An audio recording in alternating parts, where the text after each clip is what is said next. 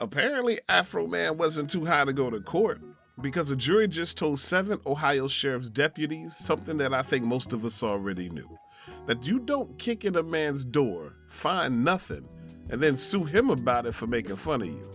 And you certainly don't touch another person's lemon pound cake. Yesterday, a jury in Ohio looked at 7 deputies asking for $4 million because their feelings were hurt by a music video, and basically told them that you shouldn't have been looking at that man's pound cake in the first place.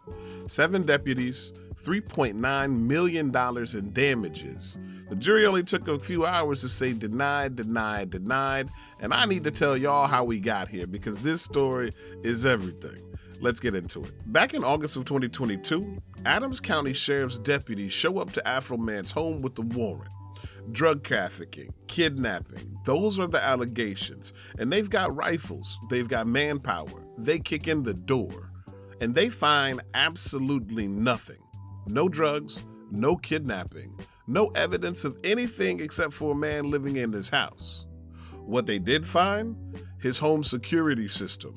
Running the entire time. They also allegedly found $400 of his money, which also allegedly left with them, and also found a lemon pound cake on the kitchen table that one of the deputies spent a noticeable amount of time looking at. But ultimately, there were no arrests, no charges, just a broken door, a busted driveway gate, and a missing $400, and the pound cake that clearly somebody wanted. Now here's where most people take the L and move on. Call the lawyer maybe. File a complaint that goes nowhere. But Afroman is not most people. Afroman saw the footage and smelled a hit. He went straight to the studio and Lemon Pound Cake was born. To make the music video, he took the security footage from the raid and set it to music. You had deputies with rifles busting in his door, deputies searching his shoes and suit pockets, deputies eyeing his cake. And 3 million views later, those same deputies are feeling a certain way. They saw the videos, saw the views, and felt the heat. And then they did what entitled people do when accountability finds you. They called their lawyers.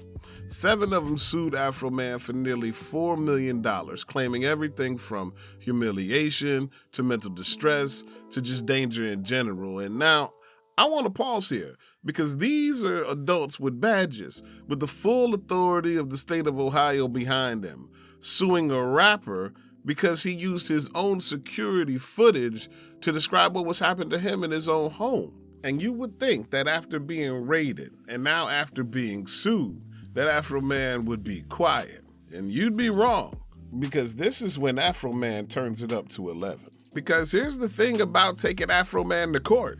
You are now in a room where he gets to say things under oath in front of a judge. And Joseph Afroman Foreman had some things to say. And when he got to talking, brother got to talking. He alleged that the raid was based on a dirty informant. He alleged that they vandalized his property. He alleged that they stole his money and they stole his mama's lemon pound cake. And then he alleged that he slept with one of the deputies' wives. Now, I'm not here to confirm nor deny that particular claim, but what I will say is that man walked into a courtroom in a full American flag suit and testified with the energy of someone who had nothing to lose and several more albums to drop. And while the case was pending, he kept releasing music. While he was being sued, new songs were dropping, where he maintains that he was sleeping, I repeat, with one of their wives. Sir. And after 3 days of a circus of betrayal, they played 13 minutes of his music in open court, and the deputies those songs were written about broke down crying on the stand. A law enforcement officer who executed a warrant on a private citizen's home, who found nothing, got folded by a diss track in federal court. And when the verdict came back, in all circumstances, the jury found in favor of the defendant, no plaintiff prevailed. Meaning he beat the odds like Rocky Balboa while he was dressed like Apollo Creed. And yeah, this story is hilarious, but here's the non-flinch. Here's the takeaway. This case is funny. It's genuinely funny. Lemon pound cake, the flag suit, the wife, but underneath it all, there's something very real, where using your voice costs people their jobs, their platforms, their safety, where privacy is being stripped away in ways that people don't even see.